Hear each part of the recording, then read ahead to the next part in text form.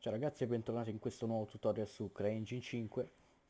Oggi vi mostrerò come importare dei effetti particellari all'interno della vostra mappa. Quindi andiamo su Tool e apriamo il database, dopodiché su Particle e carichiamo una libreria. Io sceglierò Smoke and Fire, dopodiché nel menu a tendina potrete vedere tutte le varie librerie che abbiamo caricato. Ne selezioniamo una e andiamo a scegliere il nostro effetto che vogliamo inserire.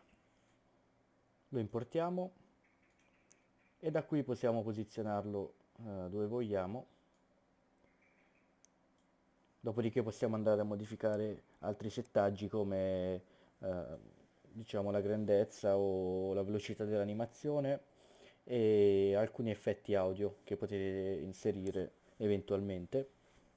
Andiamo a inserirne un altro, magari qualche effetto come il C4, stesso modo,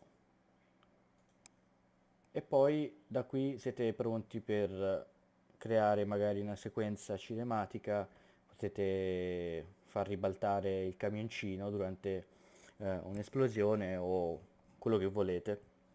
Bene, nel prossimo video vi spiegherò come attivare l'illuminazione globale, che vi permette di avere una resa grafica nettamente migliore a quella di default di CryEngine 5, per spingere al limite le possibilità hardware del motore grafico.